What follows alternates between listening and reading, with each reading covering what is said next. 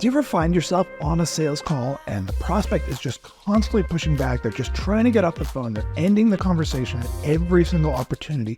And it's like there's this friction or this anchor at the end of your boat, and it's just slowing down the call, and you simply can't get past that. Well, in this video, I'm going to show you how to handle objections in sales calls to use every single time. Check it out. Number one, they need your help.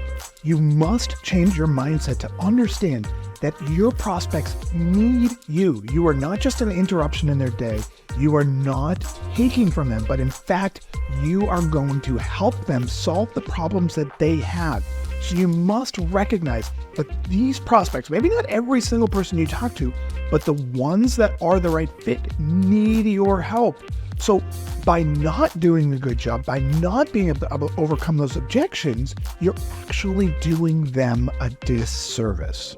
Number two, they always want to end the call at first. This has just got to become part of the way you look at any sales call. The natural tendency is that prospects are being interrupted in their day when they answer your phone call. Chances are they thought they were going to be getting a call from someone else. They thought it was a client. They thought it was someone in their family, and instead they got you. So now they're naturally going to want to end the call. That's okay. Just get comfortable with that. And so they're naturally going to want to be ending that call. So you need to have a planned out process for dealing with the really common ways that prospects are going to try to get off the phone. It really is a game of cat and mouse at first. And the more you can just enjoy that game, the better off you're ultimately going to be. Number three, map out the most common objections. Now, what's really interesting about prospecting calls is that there are only a couple of very commonly used objections that prospects have in order to try to get a salesperson off the phone. Things like, you know what, now's not a good time, or can you try me back in a couple of days, or whatever it is. There's not that many, so it's like a pretty basic choose your own adventure book. So the more you can map out the most common objections that you've heard, and then start to think about what are you going to say in order to deal with each and every basic objection. Number four, get super comfy being uncomfortable. Now this goes back to point number two, where prospects are always trying to get off the phone, and that's naturally uncomfortable. So the more you can just get comfortable in that place of relative discomfort and recognize it for the game that it is, the better if you're going to be. You know what? When people are playing a game of football or rugby or soccer or whatever it is, there's that natural discomfort that any competitor feels during the game. But the difference between people who are average and those who are great is that the great ones just get really comfortable in that place of discomfort, of that really high intensity place. And it is the exact same thing at the beginning of your prospecting calls. Just start to get comfortable being in that zone. Number five, keep getting 30 more seconds. So this is where we start to get really tactical.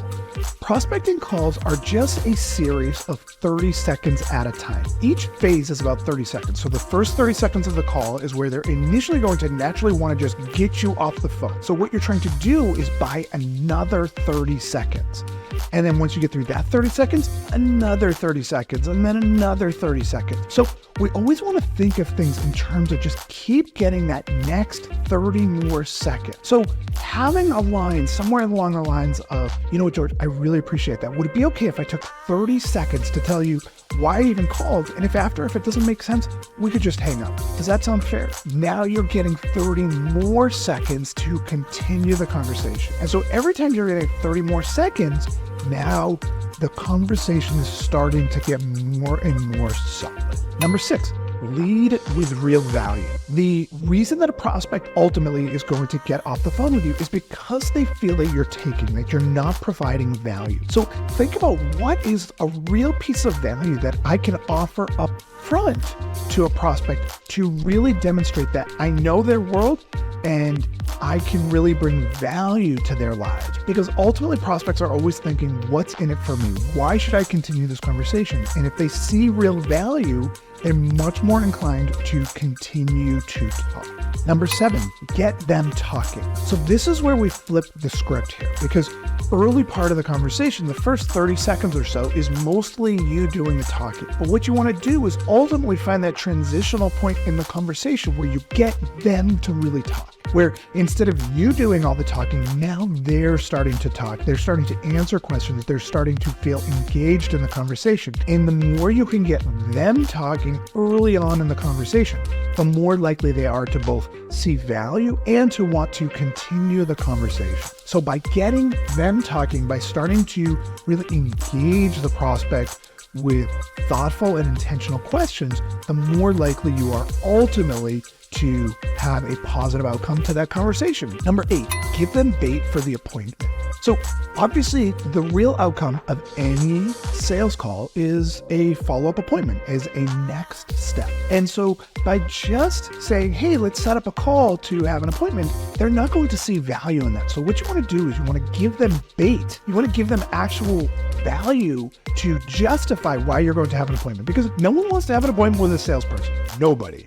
But if you give them real bait or value, now you're really giving them incentive to have that next step. So maybe it's a complimentary audit that you're going to do for them, or maybe it's you're going to show them some best practices of what other folks in their industry are doing, or maybe you're going to be sharing with them pricing or rates or whatever it is. But giving them real bait for that next appointment is really important. Number 9, who cares?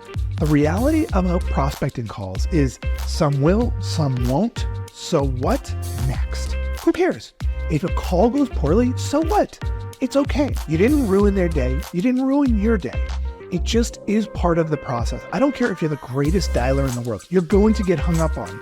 And if you're the worst dialer in the world, it's also going to be hard. It's hard no matter how good you are at this process. You need to start to take the pressure off of yourself for total perfection and this expectation that you're going to get an appointment out of every conversation that you have. That's simply not going to be what happened. The more you have that who cares attitude where you're just willing to keep going, keep making those dials, the more successful you're going to be in overcoming objections and ultimately scheduling appointments out of your sales calls. So there is how to handle objections in sales calls to use every single time. And if you enjoyed this video, then I have an amazing free training on this step-by-step formula to closing more deals. Just click right here to get registered instantly. Seriously, just click right here for an in-depth training that will help you close more deals at higher prices, all while generating more meetings. Also, if you got some value, please like this video below on YouTube and be sure to subscribe to my channel by clicking my face, which should be right here, to get access to a new video just like this one each week.